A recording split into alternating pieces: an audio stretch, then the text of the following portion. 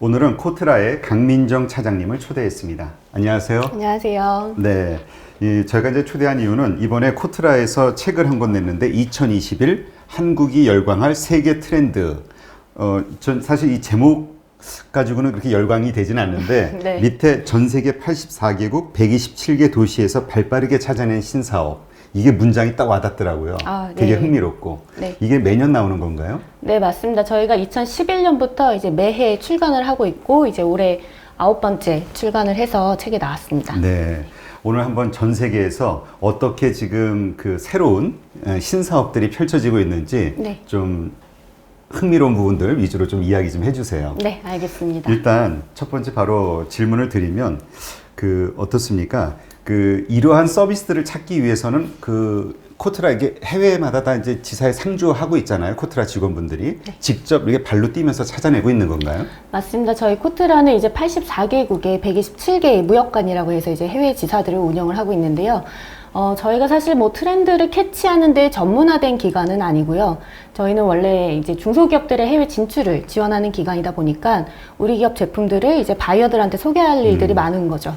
그 바이어들을 찾고 이제 그 시장을 조사하기 위해서 이제 만나고 면담하다 보니까 현지에는 이런 것들이 이제 새롭게 나타나고 있구나. 또 제일 중요한 게 이제 우리 제품 소개할 때 경쟁사랑 비교해서 경쟁 제품과 비교해서 어떤 점이 더 좋은지 이런 걸 찾아야 되는데 그런 경쟁 제품을 이제 조사하는 과정에서 여기에는 이 나라에는 이런 제품들이 지금 나오고 있구나. 이런 트렌드를 조금 더 빨리 볼 수 있는 것 같아요. 네. 아무래도 올해는 코로나 때문에 모든 나라들, 사람들에게 위생, 안전 이런 것들이 확 각인이 된 해잖아요. 맞습니다. 이런 것들이 트렌드에 많이 좀 반영이 되나요? 네, 맞습니다. 그래서 저희도 이제 처음 이제 이 책을 잡을 때, 트렌드를 잡을 때 저희가 이제 매년 4월 정도에 이제 키워드를 각 국가로부터 조사를 하는데 확실히 코로나로 인해서 가장 먼저 달라진 부분, 이제 우리 인식에 가장 영향을 많이 미친 부분들이 이제 안전이라던가 위생이라던가 그리고 또 색다르게 이제 투명성에 대해 사람들이 굉장히 민감해졌다 이런 부분들을 찾을 수 있었습니다. 네, 그런 위생과 관련해서 좀 독특한 아이템들이 어떤 것들이 있는지 좀 알려주세요. 일단은 저희가 올해 마스크를 하지 않고 외출을 못하게 될 거라는 생각은 아무도 못했을 그랬죠. 거잖아요. 예. 그런 것처럼 이제 마스크를 우리 몸에 항상 지녀야 하는 이제 시대가 됐는데 비슷하게 이제 저희가 대만에서 찾은 사례였는데요. 뭐냐면은 몸에 붙이는 체온계였습니다. 체온계를 몸에 붙여요? 네네네. 그러니까 원래 이 제품은 아이를 키워본 경험이 있으시면은 누구나 다 공감을 하실 텐데 아이가 열나고 아플 때 항상 이제 부모들은 제일 힘들잖아요. 네. 항상 열보초를 선다 이렇게 표현을 하는데 아이가 이렇게 열나고 아플 때 그런 엄마들을 좀 도와주기 위해서 이렇게 몸에 부착하는 체온계를 붙여두고 그 고온이 되면은 엄마한테 이제 알람으로 스마트폰 알람으로 그걸 알려주는 또 이렇게 항상 이렇게 모니터링 할 수 있는 그런 이제 어떻게 보면은 웨어러블 헬스케어 제품으로 이제 탄생을 했는데 대만에서 이 제품이 방역에 꽤 도움이 됐다는 겁니다. 그래요? 네, 이렇게 해외에서 입국을 하거나 의심 증상이 있는 환자들을 간호사가 직접 접촉하지 않고 계속 모니터링 할 수 있는 사실 발열이 전염병의 가장 큰 증상이잖아요. 그렇죠. 네네. 그런 부분을 체크할 수 있는데 큰 도움이 줬다고 합니다. 네. 네. 그 외에 또 뭐가 있나요? 그 다음에 이제, 원래 이제 터치리스, 이제 저희가 한 가지 또 일상에서 달라진 것 중에 하나가, 우리가 햄버거 가게를 간다던가, 어딜 가더라도 요즘은 다 비대면 키오스크가 많잖아요. 그러니까 벌써 생각보다 빠르게 비대면 사회로 접어들었고, 그런 키오스크가 많이 이제 생겼는데, 이번 코로나 바이러스로 인해서 터치에도 사람들이 굉장히 민감해졌어요. 그러니까 사람을 접촉하는 것뿐만 아니라 그 기계를 만지는 것조차 이제 꺼려지는 거예요. 누가 만졌는지 모르니까. 그렇죠. 네. 그래서 일본에서는 터치하지 않고도 여러 사람이 이용하는 시설에서 터치하지 않고도 조작할 수 있는 그런 터치리스 패널들. 터치하지 않고 어떻게 조작을 해요? 그러니까 예를 들어서 엘리베이터 같은 경우 이제 내가 가고 싶은 층을 원래 눌러야 되잖아요. 네. 근데 그거를 이제 손에 정전기 기술로 바로 그 옆 위에까지만 갖다 대도 네네네 갖다 대면은 이제 층을 인식할 수 있다고 합니다. 그래요? 재밌네요. 근데- 원래는 네. 이제 그 무균 상태가 굉장히 중요한 어떤 뭐 반도체 시설이라던가 그런 곳에 사용되는 기술이었는데 이제 사람들이 위생에 굉장히 민감해지다 보니까 상업용 빌딩에도 요 엘리베이터 시스템이 채택되고 있다고 합니다. 네. 지금 말씀하신 이런 것들은 지금 막 이렇게 확산이 돼가고 있는 건가요?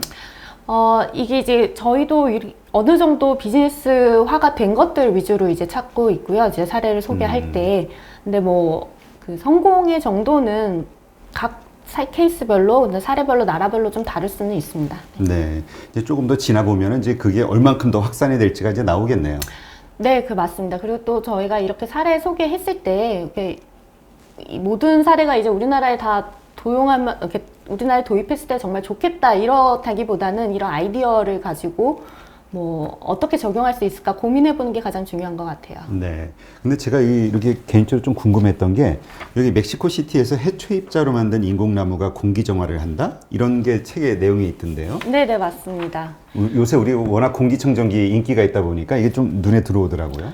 네, 멕시코 시티도 이제 상당히 이제 고분지 오염이 되게 심한 곳으로 네, 유명하잖아요. 지형적인 이유도 있고 뭐 이런 사람들의 이용을 많이 했기 때문에 그런 이유도 있고 이렇게 대기 오염이 굉장히 심한 나라 중에 하나인데요. 거기서 이제 그 해초를 활용해 가지고 인공나무를 만들어서 저희 그 실외에 공기를 정화하는 시스템을 만들었습니다. 아, 그러니까 진짜 나무가 아니고 인공적으로. 맞습니다. 저희가 집집마다 공기청정기를 두는 것도 사실 정말 몇 년 안 된 트렌드잖아요. 그렇죠. 예. 그런 것처럼 이제는 실외 활동을 하기 위해서 실외 공기를 정화하는 시스템도 언젠가는 일상적이 되지 않을까 해서 이제 발견한 사례입니다. 네. 이건 약간 그러면 느낌상 그렇게 약간 인테리어 이런 것도 될 수도 있겠는데요? 사진을 제가 한번 보여드릴게요. 네. 예. 한번 지금 말씀하신 것들에 대한 사례 전부 네. 좀 이미지들을 보내주시면 네네네. 나중에 같이 올릴게요. 네네네. 예. 보시면 더 이해가 쉬우실 것 같아요. 네, 알겠습니다. 그 다음에 이제 안전. 안전에 대해서도 뭐 이게 같이 뭐 위생이나 안전이나 같이 연결되는 것 같긴 한데요. 네네. 안전에서는 어떤 트렌드가 일어나고 있나요? 그러니까 사람들이 굉장히 안전에 민감해졌다라는 거거든요. 그러니까 그렇죠. 내 안전은 내가 지키지 않으면 안 된다라는 생각이 생겼다는 것. 그리고 또 이제 공통의 안전을 위험하는 요소에 대해서 더 조심하게 됐다는 거. 이런 부분들을 좀 찾을 수가 있었는데 먼저 이제 개인의 안전을 이제 강조하기 위해서 그런 불안감들을 이제 해소시켜주는 제품들이 많이 나오고 있는 것 같아요. 저희도 이제 뭐 마스크 살균기라던가 뭐 이런 개인 1인용 위생 살균기들이 많이 나오고 있잖아요. 네. 그런 것처럼 이제 내 안전을 지키기 위한 노력 중에 하나가 코로나로 인해서 이제 전 세계적으로 나타난 공통적인 특징 중에 하나가 자전거 판매가 굉장히 늘었다는 거거든요. 아, 그래요? 네, 이게 저희가 이제 해외시장 뉴스라는 저희 이제 그 매일매일 저희 그 무역관에서 조사한 뉴스들이 올라오는 사이트가 있는데 뭐 자전거가 인기를 끌고 있다 이런 뉴스들은 뭐 1년에도 한 뭐 3개에서 4개 정도 올라오는데 올해는 뭐 전 지역에서 한 20건 가까이 올라왔습니다. 그만큼 자전거 열풍이라고 할 수 있을 정도인데요. 약간 코로나로 인해서 사람들이 대중교통 타는 것도 꺼려지고 그러다 보니까 또 개인의 이제 건강도 생각하는 추세이다 보니까 자전거 이용이 굉장히 급증을 했는데 같이 늘어난 게 아무래도 자전거 사고입니다. 아, 그러겠네. 많이 네네, 타니까 일단. 네, 많이 타니까. 자전거는 근데 한번 사고가 나면은 꽤 이제 부상의 위험이 높잖아요. 그래서 여기에 착안해가지고 프랑스의 한 회사가 만든 게 바로 자전거 에어백입니다. 자전거 에어백 부딪히면 네네네. 터지는 거예요? 맞습니다. 아. 근데 이러면 자전거가 꽤 비쌀 것 같은데요? 자전거는 뭐 가격대가 천차만별이지 않습니까? 네. 하긴 뭐 자전거도 뭐 몇 천만 원짜리도 있긴 하더라고요. 네, 맞습니다.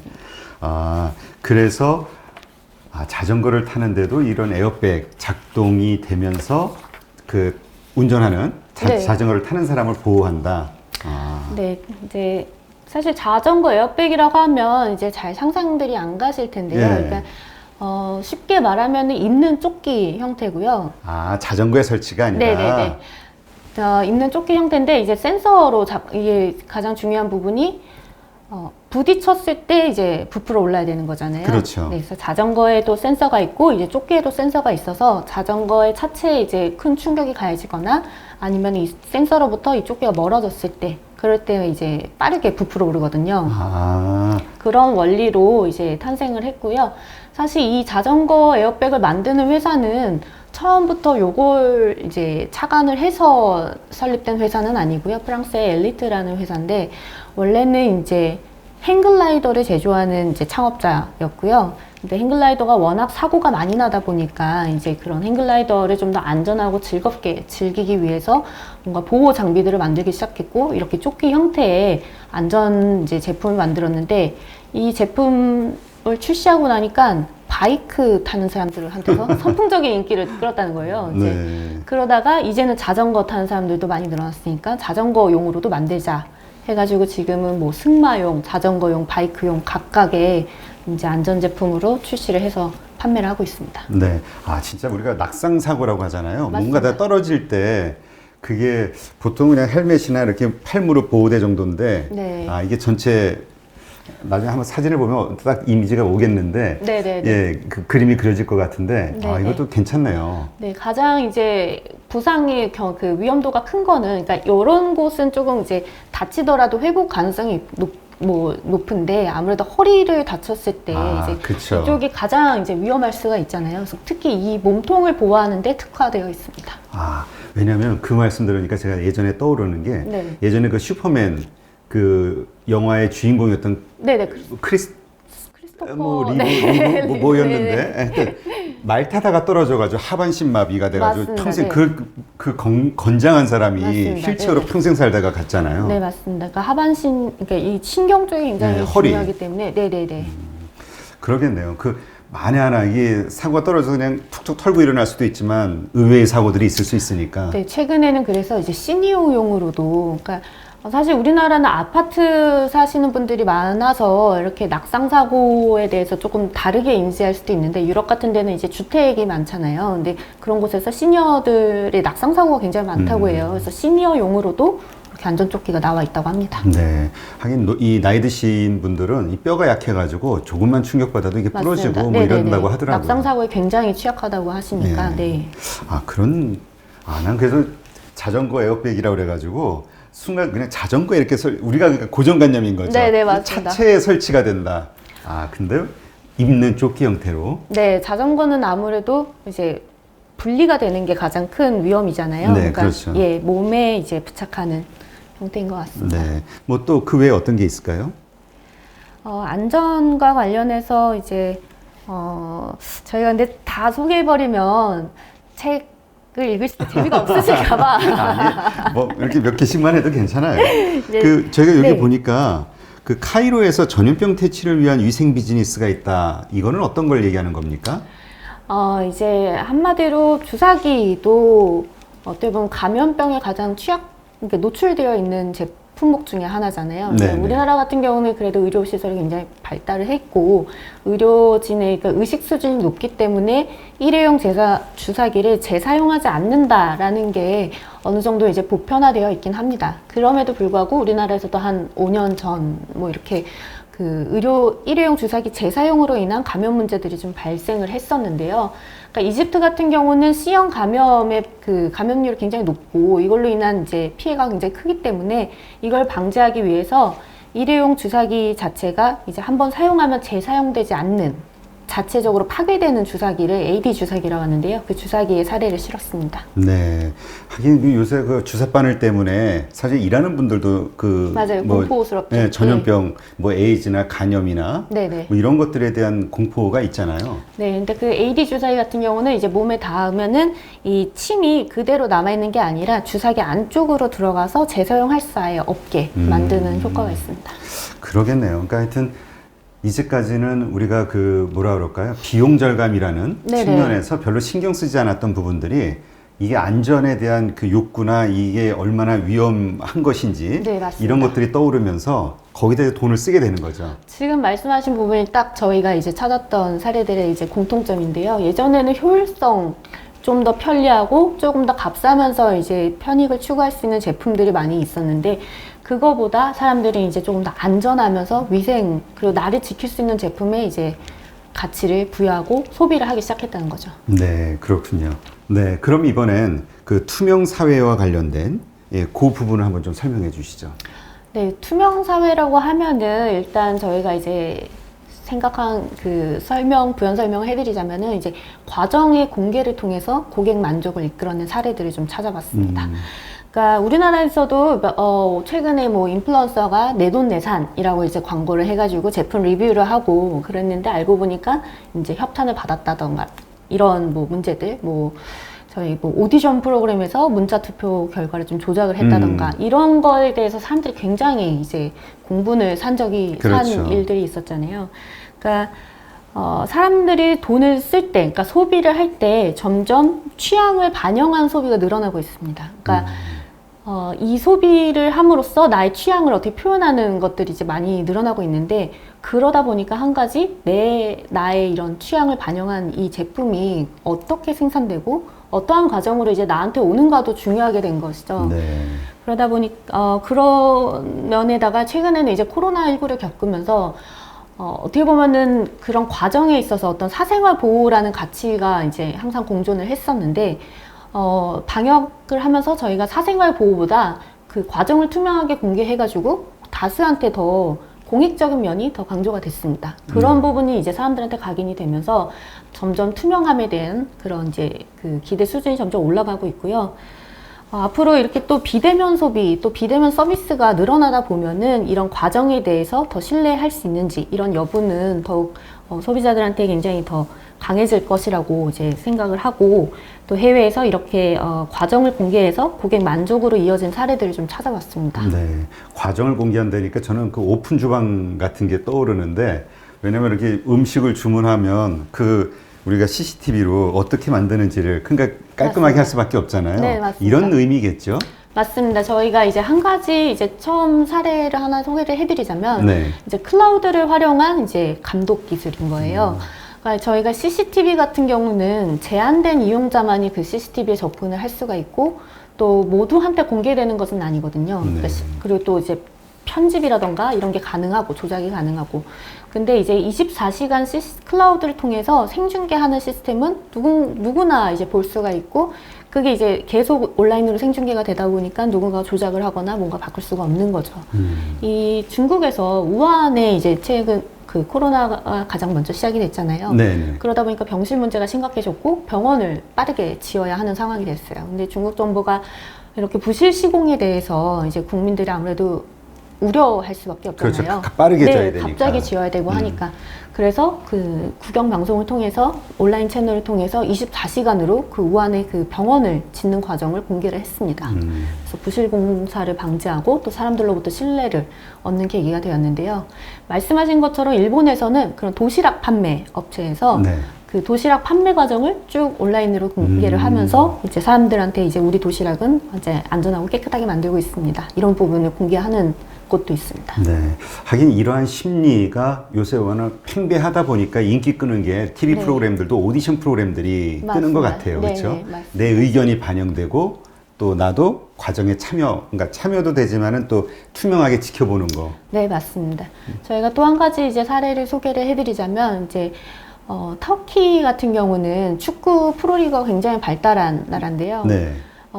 근데 이제 스카우터가 보통 이제 유망 선수들을 발굴을 하잖아요.